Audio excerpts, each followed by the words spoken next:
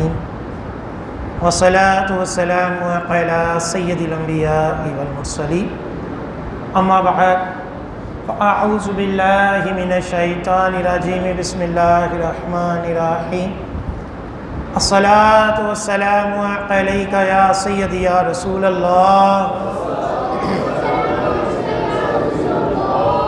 وعلى آلك وأصحابك يا سيدي يا حبيب الله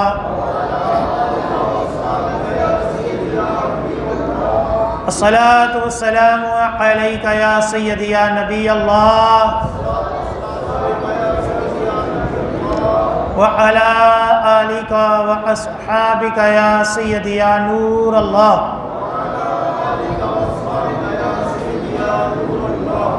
نویت سنت الاعتکاف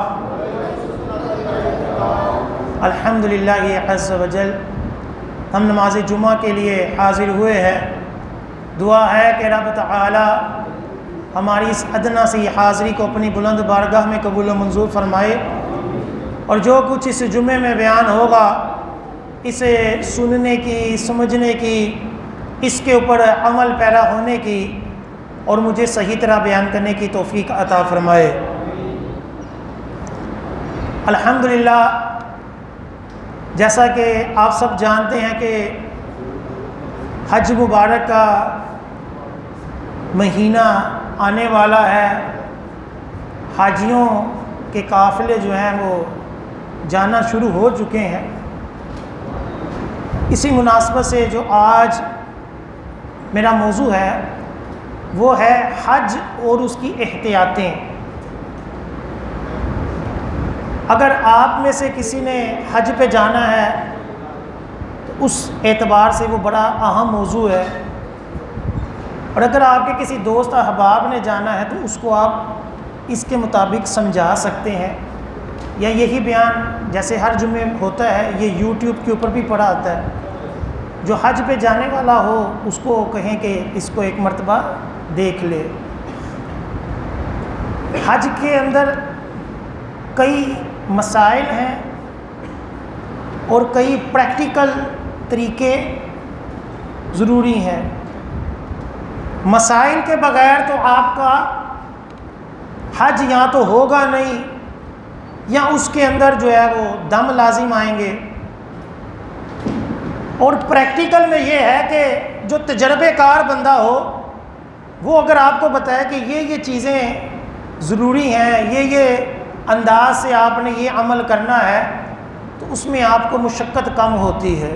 انشاءاللہ آج اہم احتیاطیں مسائل کے اعتبار سے بھی اور کس چیزوں کا پریکٹیکلی آپ نے لحاظ رکھنا ہے اس کے اوپر انشاءاللہ عز و جل بیان ہوگا۔ سب سے پہلے تو حج کی فضیلت کے اوپر باقاعدہ پچھلے جمعوں میں بیان بھی ہوا۔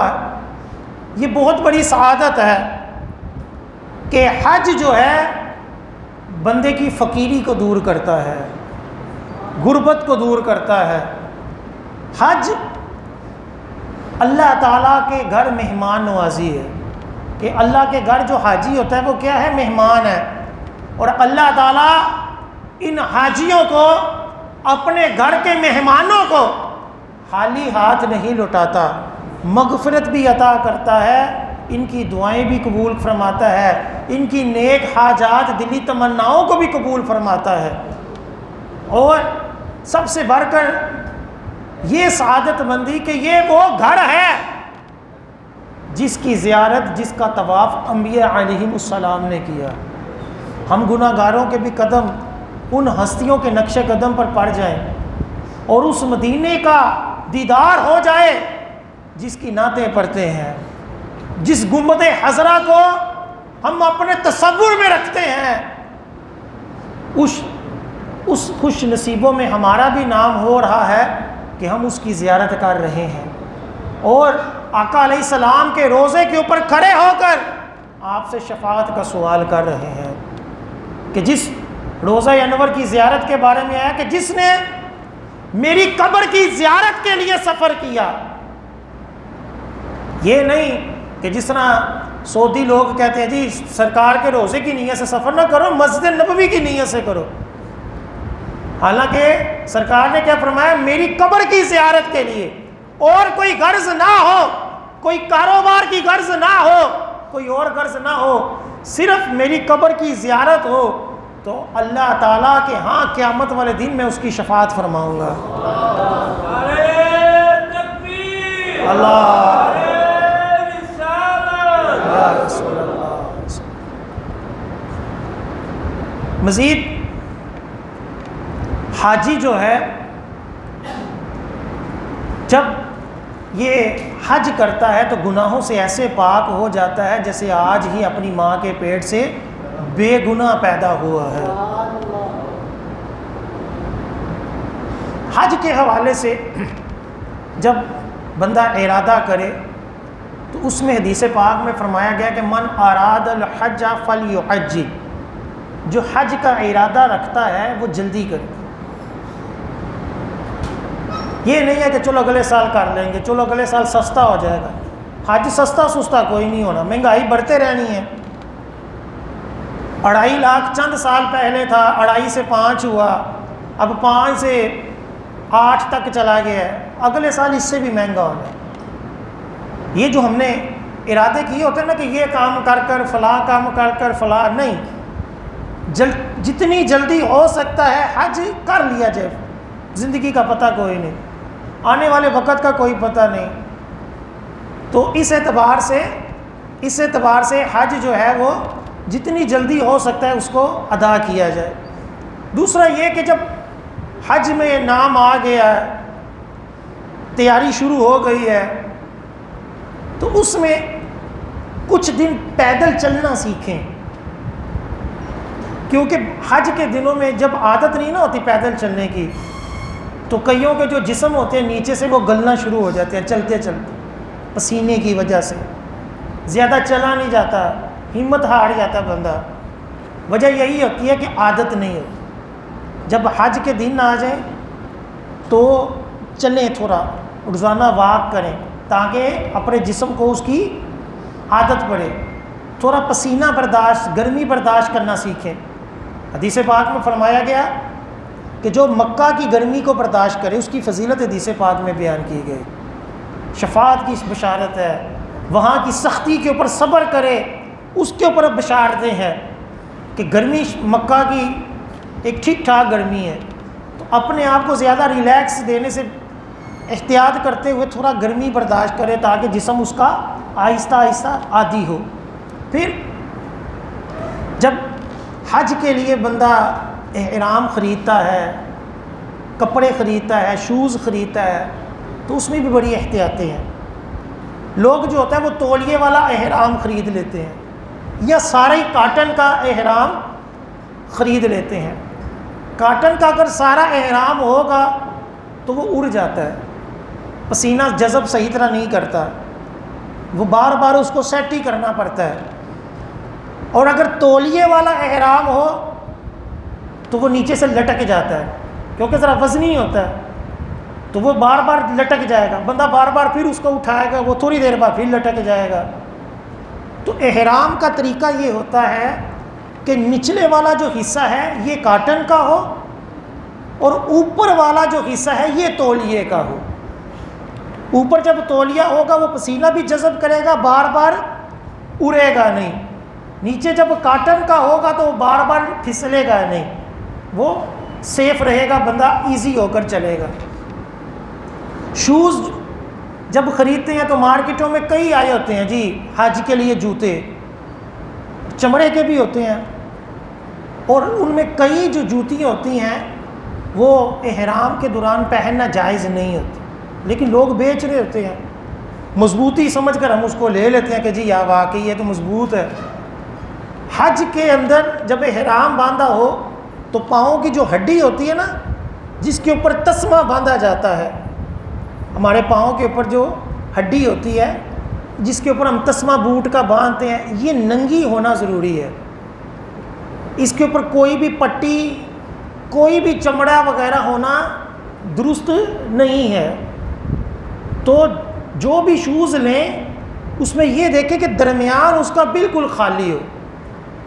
ایک شوز ملتے ہیں کہ ایک شروع میں پٹی ہوتی ہے اور ایک پنڈلی کے اوپر جا کر پٹی ہوتی ہے، وہ والا شوز درست ہے۔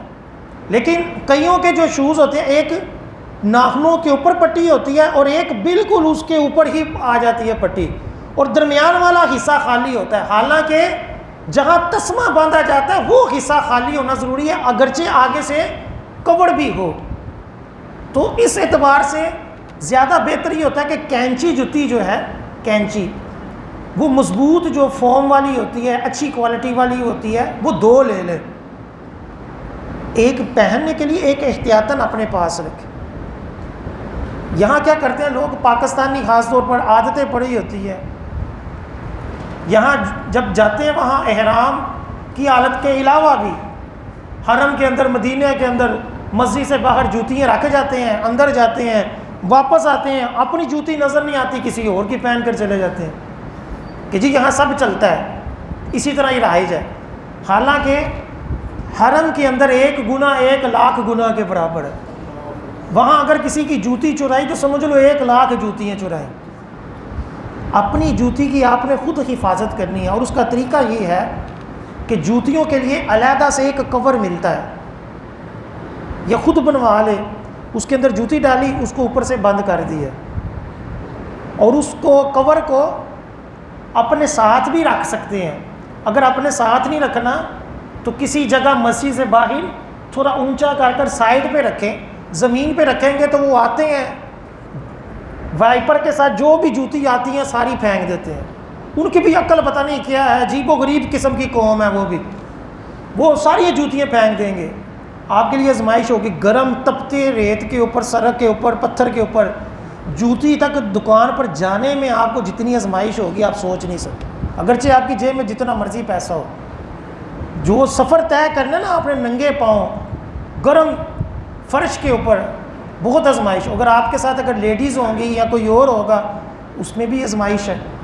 تو ایک سیپریٹ جوڑا بھی اپنے ساتھ رکھیں، اور اپنی جوتی کی خود اچھے طریقے سے آپ نے حفاظت کرنی ہے۔ پھر ایک بیگ جو سکول بیگ بچوں کا ہوتا ہے نا، ہلکا پھلکا سا بالکل، وہ بیگ مضبوط قسم کا جو ہے وہ آپ اپنے ساتھ رکھیں، کہ جس کے اندر بوتل، کچھ بسکٹ، ہلکی پھلکی چیزیں جو ہیں وہ آپ اس کے اندر ڈال سکیں۔ ایک آدھی چادر بھی اپنے احرام کی اس کے اندر ایکسٹرا رکھ سکیں۔ اس کا فائدہ یہ ہوگا کہ جب آپ مینا کے دنوں میں، عرفات میں، مزدلفہ میں جائیں گے تو وہاں سارا سامان نہیں لے کر جانا ہوتا، وہاں وہ ہلکا سا بیگ اپنے کندھے کے اوپر ڈالا، راستے میں اگر بھوک لگی، ٹریفک جام ہے، بندے کا دل گھبراتا ہے، گرمی شدت کی ہوتی ہے، تو اس وقت بندہ اپنا پانی کی بوتل سے آسرا کر لیتا ہے، تھوڑا کھا پی لیتا ہے، بوتل پھر رکھ دیتا ہے، پھر وہ اس بیگ کے اندر کچھ ضروری چیزیں بھی اپنی تھوڑی بہت بندہ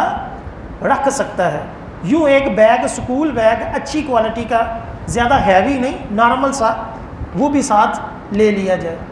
اسی طرح ایک بیلٹ ملتی ہے ریکسین کی، جو عام آپ کو سستی سی مل جائے گی، آپ وہ احرام میں جو بیلٹ باندھیں گے تو وہ بیلٹ ٹوٹ جاتی ہے بعض دفعہ، ریکسین کی جو ہوتی ہے۔ اگر آپ تھوڑا سا سرچ کریں گے تو پیراشوٹ کی ایک بیلٹ ملتی ہے مضبوط پٹیوں کے ساتھ، اور اس کے آگے ایک بیگ بھی لگے ہوتا ہے نا زپوں کے ساتھ، تو وہ بیلٹ اگر آپ کو مل جائے تو وہ زیادہ بہتر ہے، کیونکہ احرام کی حالت میں آپ کے پاس پیسے سنبھالنے کے لیے کوئی شے نہیں ہے۔ ہوٹل کے اندر بھی آپ اپنے پیسے نہیں رکھ سکتے کہ وہاں اوپن ہوتے ہیں سارے کمرے، وہاں بھی پیسے آپ کے چوری ہونے کا خطرہ ہے، پیسے آپ نے اپنے ساتھ ہی رکھنے ہیں۔ تو اگر مضبوط قسم کی بیلٹ ہوگی، اس کے مختلف حصوں میں آپ مضبوط خانوں کے اندر تھوڑے تھوڑے پیسے، ایک ایک پیسہ، کچھ پیسے ادھر رکھ دیے، کچھ ادھر رکھ دیے، مختلف حصوں میں آپ نے اپنے پیسے جو ہے وہ سنبھال کے اس کے اندر رکھنے ہیں۔ جتنی وہ بیلٹ مضبوط ہوگی اتنی آپ کی سیفٹی ہوگی۔ پھر موبائل بھی رکھ سکتے ہیں آپ اس کے اندر۔ تو چھوٹی بیلٹ لینے کی بجائے تھوڑی بیلٹ جو ہے وہ مضبوط پیراشوٹ والی، اچھی کوالٹی والی، جس کے ساتھ اتنا سا بیگ بھی ساتھ ہو اور ڈھیر سارے اس کے خانے ہوں، وہ والی بیلٹ جو ہے وہ لیں۔ یہ اس اعتبار سے آپ کو بیسٹ ہوگا کہ آپ کو سنبھالنے میں آسانی ہوگی۔ اس کے ساتھ جیسے پرانے زمانے میں پنجابی میں لوگ بزرگ فتوئی نہیں پہنتے ہوتے تھے، فتوئی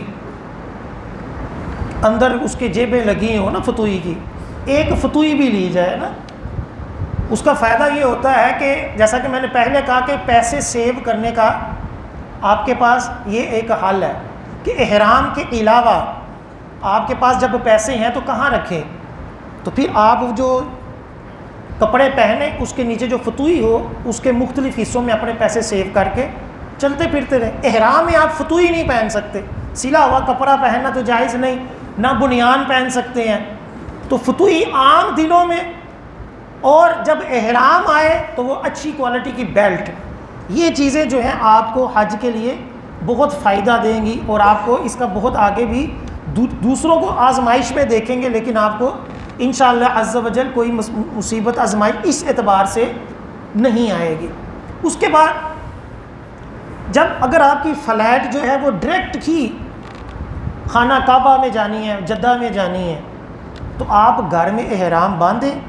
بعض لوگ کہتے ہیں جی ایئرپورٹ ہی جا کر باندھیں، ایئرپورٹ پہ نہ غسل آنا ٹھیک ہوتا ہے نہ کچھ اور ہوتا ہے، تو گھر ہی میں غسل کریں، احرام باندھیں، احرام کے 2 نفل بھی پڑھ لیں، لیکن نیت نہ کریں، عمرے کی نیت نہ کریں، احرام بھی باندھ لیا ہے، وضو بھی غسل بھی کر لیا ہے، سنت بھی پوری ہو گئی، 2 نفل بھی احرام کے پڑھ لیے، اب آپ جو ہے وہ ابھی آپ کے اوپر احرام کی پابندیاں لازم نہیں ہوئی۔ جب آپ جہاز میں بیٹھ جائیں، جہاز اڑ جائے، تسلی ہو جائے کہ اب کوئی رکاوٹ نہیں ہے، تب آپ عمرے کی نیت کریں کہ میں عمرے کی نیت کرتا ہوں۔ اس کے بعد کم از کم 1 مرتبہ لبیک اللہم لبیک یہ پڑھنا لازم ہے۔ پھر اس کے بعد جتنا وظیفہ ہو سکے آپ نے یہی پڑھنا ہے، لبیک اللہم لبیک، وہ پورا جو تلبیہ ہے یہ آپ نے پڑھتے رہنا ہے، مسلسل پڑھتے رہنا ہے۔ پھر آپ کے اوپر احرام کی پابندیاں لازم ہو گئی۔ اب احرام کی حالت میں عورت کے لیے بھی یہ حکم ہے کہ وہ اپنا منہ نہیں چھپائے گی، سر چھپائے گی، عورت سارا جسم چھپائے گی لیکن منہ نہیں چھپائے گی۔ اگر منہ کو چھپانا ہے تو جیسے پنکھا نہیں ہوتا ہاتھ والا، اس طرح کی کوئی چیز لے لے، وہ اپنے منہ سے دور آ کر اپنے چہرے کے آگے کر لے کہ تاکہ کوئی بندہ اس کو نہ دیکھے، ورنہ اب اس کے اوپر چہرہ کھلا رکھنا ضروری ہے، اپنے بال اپنا جسم وہ سارا سمیٹنا اس کے اوپر لازم ہے۔ پاؤں کے اوپر جرابیں بھی پہن سکتی ہے۔ مرد کے لیے حکم ہے کہ وہ ہڈی جو ہے وہ ننگی رکھے، عورتوں کے لیے اس میں کوئی حکم نہیں ہے۔ اب مرد کے لیے یہ ہے کہ وہ اپنا منہ بھی نہیں چھپائے گا، یہ نہیں ہے کہ احرام پہن کر ماسک پہن لے، وہاں آپ لاکھوں حاجی دیکھیں گے ماسک پہن کر پھر رہے ہوں گے، لاکھوں کے حساب سے لوگ حج میں غلطیاں کرتے ہیں، لاکھوں کے حساب، پتہ ہی کچھ نہیں ہوتا، کسی سے پوچھنا گوارا ہی نہیں کرتے، نہ سیکھتے ہیں۔ اور حقیقت بات یہ ہے کہ حج کے مسائل اتنے مشکل ہیں کہ کئی علماء کرام بھی اس میں احتیاط کرتے ہیں بیان کرنے، بہت مشکل ہوتے ہیں، کیونکہ ایک تو پریکٹس نہیں ہوتی، سال بعد وہ بھی جس نے اگر حج نہ کیا ہو اس کے لیے اور زیادہ مشکل ہوتے ہیں، یہ اتنے آسان نہیں، علماء کے لیے بھی بڑی آزمائش ہے۔ ملا علی قاری الرحمہ ایک بہت بڑے عالم دین ہے، انہوں نے حج کے موضوع کے اوپر باقاعدہ مسائل کے اوپر پوری کتاب لکھی، آج بھی بڑے بڑے علماء کرام ان کی کتاب کو سامنے رکھ کر حج کے مسائل حل کرتے ہیں، لیکن جب خود خانہ کعبہ پہنچے تو طواف میں غلطی شروع کر دی، پریشان ہو گئے کہ وہ اللہ تعالیٰ کا جلال، وہ خانہ کعبہ کا ایک روب، وہ دیگر چیزوں سے بندہ تھوڑا سا نا پزل ہو جاتا ہے، تو سب کچھ بندے کا آگے پیچھے ہو جاتا ہے، تو خود کتاب لکھی ہوئی ہے، لیکن جب خود خانہ کعبہ پہنچے طواف کرنے میں غلطی ہوئی تو کسی نے کہا وہ ملا علی قاری کی کتاب پڑھ کر نہیں آئے، تو اس نے کہا کہ میں خود ہی ملا علی قاری۔ یہ ہوتا ہے، تجربہ ہے کہ بندہ جو ہوتا ہے نا ایک مرتبہ اس کا علم بھی آگے پیچھے ہو جاتا ہے، بندہ کہتا ہے کہ کوئی جگہ ہے، کوئی مقام ہے، جتنی عاجزی ہو، جتنی آپ لوگوں سے پوچھیں گے اتنا ہی بچیں گے۔ یہ جو ہوتا نا کہ کوئی نہیں اللہ قبول کرنے والا، ایسا نہیں ہوتا۔ بندہ حج کرنے کے آئے تو کوئی واجب چھوڑ آئے، کوئی فرض کی چھوڑ آئے، معافی نہیں ہے۔ اب آقا علیہ السلام نے جو عمرے کا احرام باندھا اور مکہ کے کفار نے عمرہ نہیں کرنے دیا، تو کیا ہوا تھا؟ یہ تھوڑی ہوگا چلو جی معافی ہو گئی ساڈا کی قصور ہے جی جسے ایسے کہتے کیا ہوا، نہیں، پہلے دم دیا، بکرے کو قربان کیا، احرام کھولا، اگلے سال اس کی قضا کی، صحابہ کرام نے بھی کی، نبی کریم صلی اللہ علیہ وسلم نے بھی کی۔ یہ احکام ہے۔ کئی سعودیہ والے جو ہوتے ہیں جب کہتے ہیں احرام باندھ کر نکلتے ہیں حج کرنے کے لیے، راستے میں جب روک دیا جاتا ہے تو واپس جا کے کہتے ہیں جی ساڈا کی قصور ہے، بھائی تمہارے اوپر حج فرض ہو گیا ہے، چاہے پہلے بھی حج کیا ہوا تھا لیکن جب حج کا احرام باندھ لیا، حج کی نیت کر لی، اب چاہے سعودیہ والوں نے واپس بھیج دیا، دوبارہ حج کرنا لازم، دوبارہ حج کرنا، عمرہ کرنا، جس کی بھی نیت کی ہو یہ لازم ہے، معافی کوئی نہیں ہے۔ اب جب آپ نے بھی وہاں جانا ہے تو جو مسئلہ نہیں اس کو پتہ کریں، پوچھیں۔ امیر اہل سنت مولانا محمد الیاس اتار قادری دامت برکاتہم العالیہ کی بڑی پیاری کتاب ہے رفیق الحرمین، آسان فہم اور بہترین کتاب ہے۔ یہ کتاب اپنے ساتھ رکھیں، جو بھی رکن ادا کرنا ہے ایک مرتبہ اس کو پڑھنا ہے۔ حج کے مسائل ایک دو مرتبہ پڑھنے سے سننے سے نہیں آتے، بار بار پڑھنے سیکھنے سے آتے ہیں۔ جو بھی رکن ادا کرنے لگے اس کو ایک مرتبہ دیکھیں، ٹھیک ہے؟ تو احرام کی حالت میں نہ اپنا چہرہ چھپنا ہے نہ سر چھپانا ہے، کہ یہ نہیں کہ سردی لگی تو اپنا احرام اپنے اوپر ہی لے کر بیٹھ جائے۔ کئیوں کو اس طرح بھی دیکھا ہے، احرام پہننا ہوا ہے، اے سی کے آگے سوئے ہوئے ہیں تو پورے احرام میں اپنے آپ کو چھپایا ہو، حالانکہ اس طرح جائز نہیں۔ اگر 12 گھنٹے اپنے چہرے کو ماسک پہن کر چھپائی رکھا تو دم لازم آئے گا، ایک بکرا بطور دم کے دینا لازم آتا ہے۔ اب احرام کی پابندیاں کرنی ہے، ٹھیک ہے، کسی اپنی بیوی کو چھونا نہیں شہوت کے ساتھ، ٹھیک ہے، ذکر کرنا ہے، اور بھی اس کے کئی احکامات ہیں احرام کی پابندیوں کے۔ اب جب آپ نے جدہ اترنا ہے تو تھوڑا ٹائم لگے گا، تحمل کے ساتھ، آسانی کے ساتھ، شکوے غیبتیں اس طرح کی باتیں نہیں کرنی، آرام سے جب ٹائم باری آئے گی اپنے آپ کو آپ نے وہ چیک کروانا ہے۔ اس کے بعد جب آپ جائیں تو اپنے ہوٹل میں آرام سے تسلی سے جا کر سو جائیں، اگر نیند آئی ہوئی ہے تو سو جائیں، احرام کی حالت میں سو جائیں، کوئی مسئلہ نہیں، سوئیں تسلی سے فریش ہو کر، پھر اس کے بعد غسل کریں۔ بعض لوگ کہتے ہیں جی وہ کپڑے لانے ہی نہیں ہو پاویں جو مرضی ہو، ایسا نہیں۔ احرام کے کپڑے اگر آپ نے اتار دیے تو احرام نہیں اترا، احرام تو نیت کا نام ہے، کپڑوں کا نام نہیں ہے۔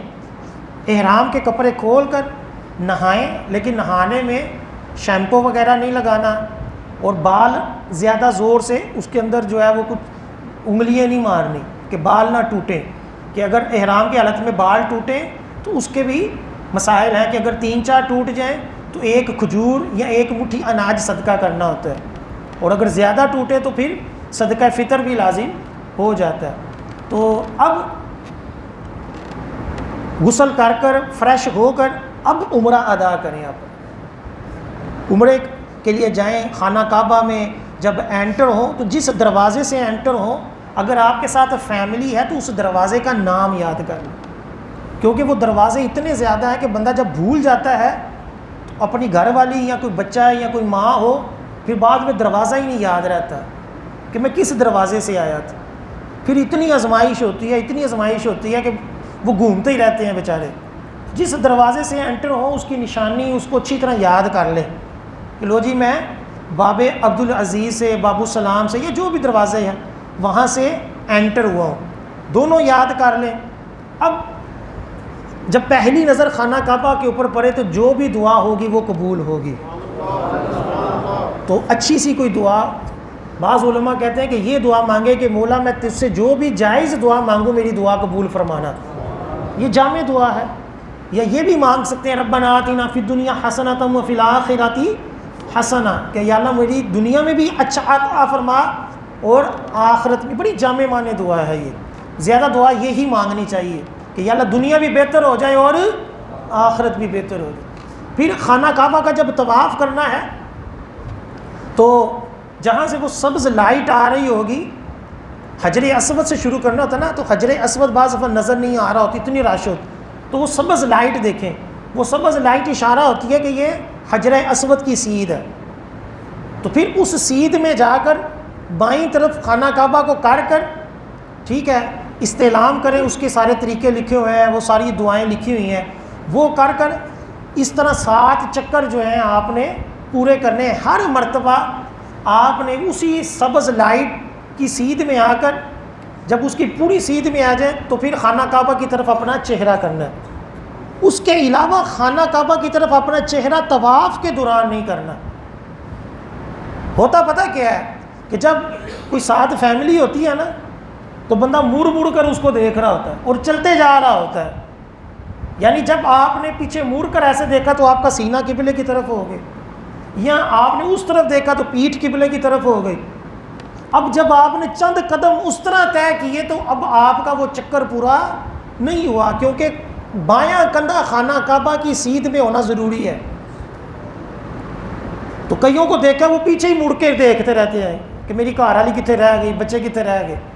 آپ نے اس کو چاہے ہاتھ میں پکڑ کر جس طرح بھی ہے ساتھ رہیں, لیکن خانہ کعبہ کی طرف یہ کندھا رہنا چاہیے, اس کی طرف منہ نہیں ہونا چاہیے. اس کی طرف تب ہی منہ ہو جب آپ نے استعلام کرنا ہے. اس طرح 7 چکر پورے کر کر اگر ابراہیم مقام ابراہیم کے پاس نفل پڑھنا ممکن ہے تو وہاں پڑھیں, ورنہ جہاں بھی آسانی ہو وہاں پڑھ کر تھوڑا سانس لے کر آب زمزم پی کر اس کے بعد آپ نے صفا مروہ کی جو ہے وہ صحیح کرنی ہے. صفا مروہ میں بیسمنٹ جو ہے, بیسمنٹ اگر وہ مل جائے تو وہ سب سے بیسٹ ہے, کہ اصل بیسمنٹ جو پرانا ہے وہ وہی مقام ہے. اس کے بعد اس کے اوپر جب تعمیرات کی تو اس کو وسیع کر دیا گیا ہے, ورنہ جو اصل صفا مروہ ہے جو بیسمنٹ ہے اس کے اندر اگر آپ کو جگہ ملے, ایک تو وہ جلدی طے ہو جاتا ہے صفا مروہ, دوسرا یہ کہ وہ اصل جگہ ہے, اضافہ شدہ نہیں ہے.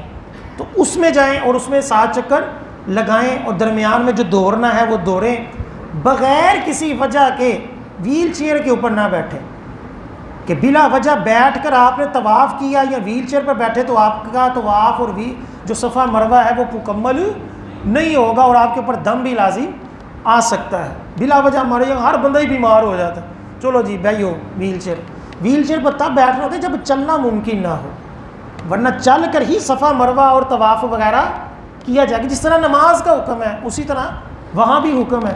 اب جب آپ نے صفا مروہ بھی کر دیا اس کے بعد آپ باہر آئیں, اپنا سر منڈوائیں, ٹھیک ہے, اپنا سر منڈوائیں, یا اگر آپ نے سر نہیں منڈوانا تو اپنے بال جو ہیں چوتھائی سر کے 1 پوڑے سے کچھ زیادہ یہ کٹوانے ہیں. عورتوں نے بھی اپنے چوتھائی بال کے بال 1 پوڑے سے کچھ زیادہ کٹوانے ہیں, تب آپ احرام سے باہر ہوں گے. پھر اس کے بعد آپ نے مزید عمرے کرنی ہے تو مسجد عائشہ سے احرام باندھے, اور ویسے ہی نفلی طواف کرنی ہے تو 7 چکر ایسے لگاتے رہیں, دعائیں مانگتے رہیں, اس طرح کرتے رہیں, اور حج کے دنوں کا انتظار کرتے رہیں. جب حج کے دن آئیں اس وقت آپ نے اپنے ہوٹل ہی سے احرام باندھنے ہیں, اور پھر آ کر جو ہے وہ مینا میں چلے جانا ہے.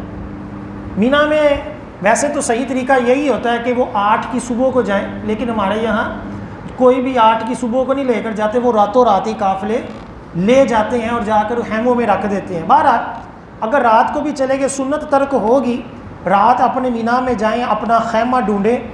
سب سے پہلے اس کی نشانی اچھے طریقے سے سمجھ لیں کہ مینا میں خیمہ بندہ بھول جائے تو بہت آزمائش ہوتی ہے.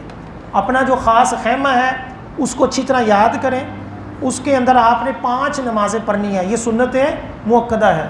لیکن افسوس یہ ہے کہ موجودہ دور میں وہ پہلے ہی لے جاتے ہیں عرفات کے میدان میں.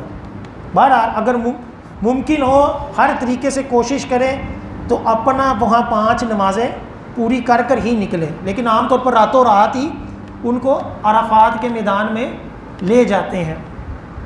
جب آپ نے عرفات کے میدان میں جانا ہے تو اس کے اندر باؤنڈریز لگی ہوئی ہیں, البدایہ کہ یہاں سے عرفات میدان شروع ہو رہا ہے, اور نہایا کہ یہاں ختم ہو رہا ہے.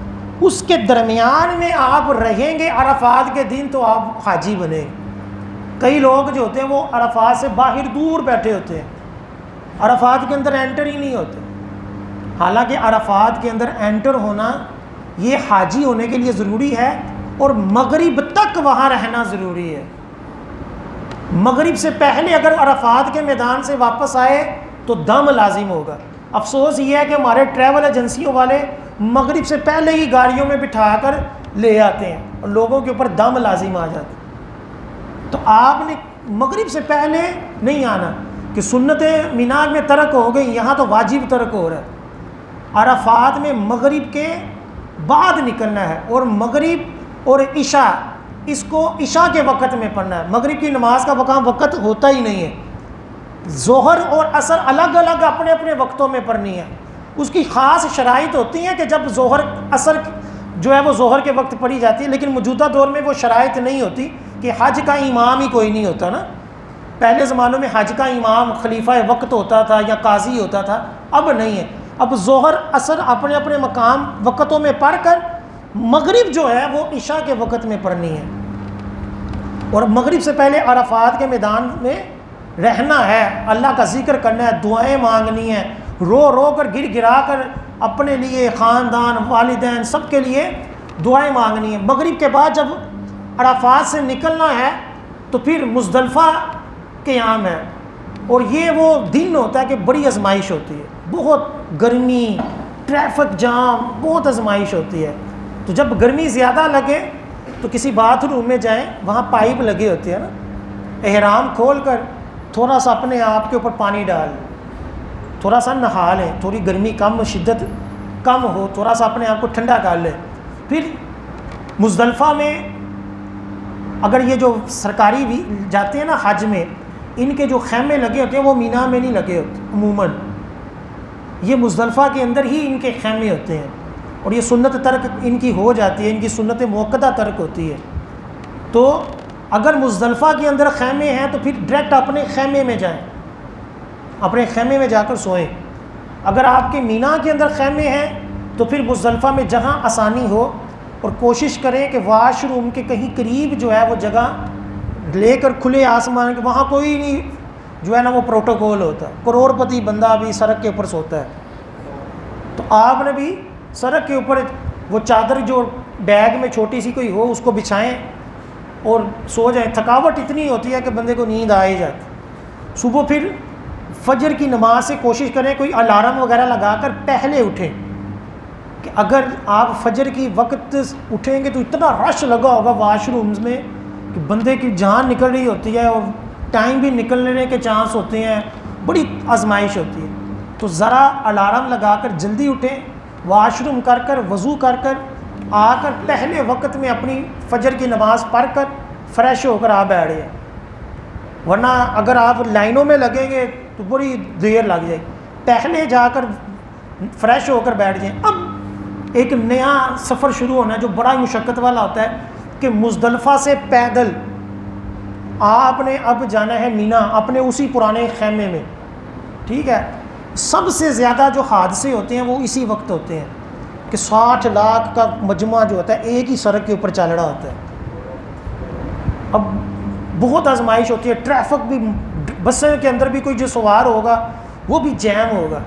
تو بہتر یہ ہے کہ اگر آپ کو اپنے خیمے کا پتہ ہے، بس کو چھوڑیں، پیدل ہی چل پڑیں۔ ویسے بھی جتنا پیدل سفر کریں گے اتنا زیادہ ثواب، ایک قدم کے اوپر 700 نیکیاں ہیں، اور حرم کے اندر ایک نیکی 1 لاکھ کے برابر، تو یوں ایک قدم کے برابر کیا ہوگا، 7 لاکھ نیکیاں ملیں گی، 7 لاکھ نیکیاں۔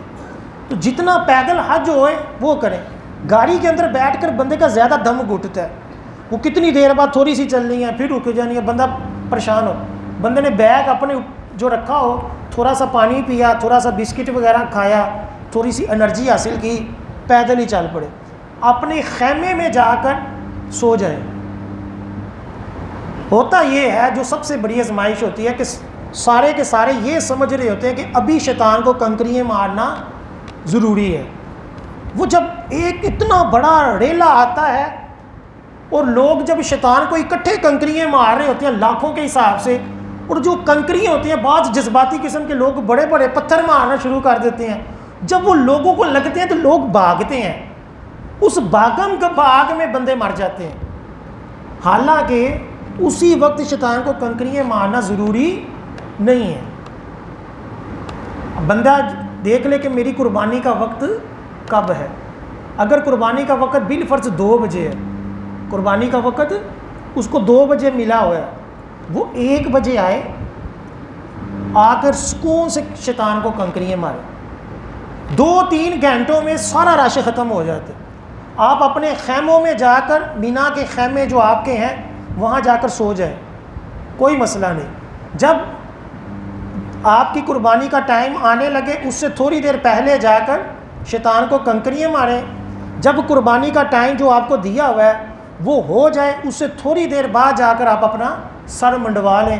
اب آپ جو ہے وہ احرام سے باہر آ گئے. اب آپ نے مینا کے اندر ہی رہنا ہے. شیطان کو بقیہ دنوں میں بھی کنکریاں خود ہی مارنی ہیں. لوگ میری کنکریاں بھی مار رہی، کسی اور کی طرف سے نہیں، اپنی خود کنکریاں. وہاں جو بالکل نہیں مار سکتا اس کے لیے بھی ہے کہ اس کو ویل چیئر پر لے جائیں، وہاں جا کر کھڑا کریں، وہ خود ہی مارے. اس میں سستی نہیں کرنی ورنہ دم لازم آ جائے گا. ٹھیک ہے. اور ترتیب بھی لازم ہے. اگر قربانی کنکریاں مارنے سے پہلے ہو گئی اور کنکری ابھی تک آپ نے نہیں ماری تو دم لازم آ جائے گا، ایک بکرا قربان کرنا پڑے گا، وہ بھی حرم کے اندر. ٹھیک ہے. تو اس میں بھی احتیاط ہے. جب قربانی ہو تب حلق کروانا ہے اور اس سے پہلے کنکریاں مار لینی. اب رہ گیا طواف زیارت. سب سے بڑا جو طواف ہوتا ہے وہ طواف زیارت. وہ آپ نے پہلے دن نہیں کرنا. پہلے دن اتنا رش ہوتا ہے خانہ کعبہ میں کہ طواف زیارت میں بہت آزمائش ہوتی. تھوڑا سا ریلیکس ہو کر اگلے دن، وہ بھی مغرب کے بعد آپ نے جا کر طواف زیارت کرنا ہے، کیونکہ پہلے دنوں میں اتنا رش ہوگا. طواف زیارت کے 3 دن ہوتے ہیں، 3 دنوں کے اندر اندر کرنا ہوتا ہے. آپ دوسرے دن رات کو کریں، رش بھی کم ہوگا، راستے میں بھی سفر بھی اتنی مشقت سے طے نہیں ہوگا، آسانی ہوگی. سب سے بڑا مسئلہ عام لوگوں کے لیے یہی ہے کہ وہاں ہر بندہ مفتی بنا ہوتا ہے، وہ ایسے ٹائم ہی طواف کرنا، وہ ابھی شیطان کو کنکریاں مارنی ہے. اسی 2 جو یہ موقع ہوتے ہیں اس میں لوگ آزمائش کا بھی شکار ہوتے ہیں، گرمی بھی شدت، اور بعض دفعہ نیچے آ کر کچلے جاتے ہیں، بعض دفعہ جو ہے وہ بھاگم دور میں مر جاتے ہیں، بہت آزمائش ہوتی ہے. یہ 2 چیزیں میں نے آپ کو سمجھا دی کہ ایک تو شیطان کو کنکریاں فوراً مارنا ضروری نہیں ہے، اپنے خیموں میں آرام کریں. جب قربانی کا وقت آنے لگے اس سے پہلے جا کر کنکریاں مارنی ہے، رش بھی کم ہوگا. پہلے دن طواف زیارت کرنا، خانہ کعبہ کا طواف کرنا ضروری نہیں ہے. 3 دن ہوتے ہیں، آپ تیسرے دن بھی کر سکتے ہیں، لیکن چلو دوسرے دن رات کو کریں گے تو رش کم ہوگا. اللہ تعالی ہم سب کو بار بار مکہ مدینہ کی بات اب حاضری نصیب فرمائے، اور جو جا رہے ہیں اللہ تعالیٰ ان کی بھی جو جانا ہے قبول فرمائے. کہ حاجی کے بارے میں آیا کہ 40 لوگوں کی شفاعت فرمائے گا جن کے اوپر جہنم واجب ہو چکی ہوگی، 40. اور فرمایا کہ حاجی سے آگے بڑھ کر ملو، کہ وہ گھر میں ابھی پہنچے نا اس سے پہلے جا کر اس سے کیا کرو، مغفرت کی دعا کرواؤ کہ حاجی خود بھی بخشا ہوا ہے، جس کے لیے دعا کر دیں اللہ تعالیٰ اس کی بھی مغفرت فرما دیتا ہے. اللہ تعالیٰ عمل کی توفیق عطا فرمائے. آمین ثم آمین. وما علینا الا البلاغ. ابھی